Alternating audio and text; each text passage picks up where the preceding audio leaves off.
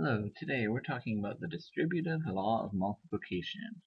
This is a law that allows us to break up a bigger problem into two smaller pieces to make it easier to solve. So let's get started. Alright, first problem we're looking at here is 64 times 3.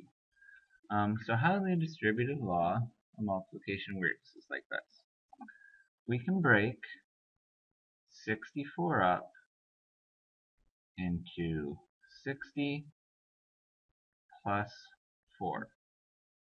I took the number out of the tens place here, my 6, a number out of my ones place here, the 4.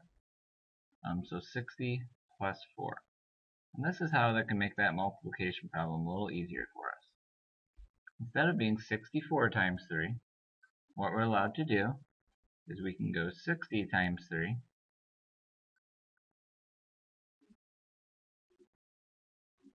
plus 4 times 3. So again, I just broke up my 64 into that 60 and the 4, the two separate numbers, times 3. Now this makes it a lot easier to multiply. Whenever we have a number that has a 0 at the end of it, we can ignore that to begin with when we multiply. So we can just go 6 times 3. 6 times 3 gives us 18. What we do with the 0 at the end is we just put that right at the end of the number to be 180. So 60 times 3 would equal 180. Plus, and then we just look at the other side, 4 times 3 would be 12. If we add those together, 180 plus 12, we get our answer of 192. So 64 times 3 would equal 192. I know it's a little confusing to look at the first time, so pause it, take it in, and we're going to try another one. Okay, so let's look at this one, 72 times 5.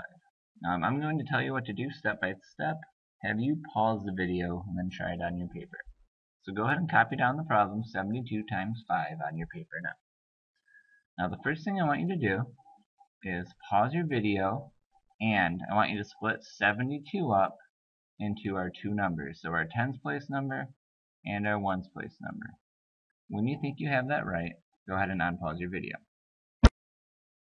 Alright, if you did that correctly, you have 70 plus 2 times 5. I broke my 72 into 70 for the tens place and 2 for the ones place.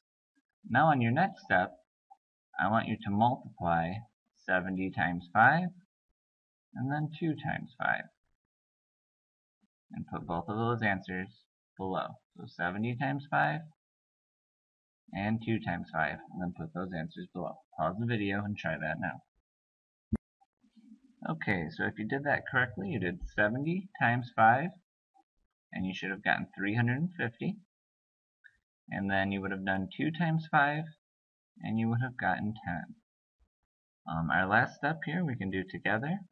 So we'll take 350 plus 10 to find our total. So 0 plus 0 is 0, 5 plus 1 is 6, 3 plus nothing is 3, or we should have been an answer of 360. That is the distributive law of multiplication. Distributive law of multiplication. We will try those together in class tomorrow. Have a great night. Bye-bye.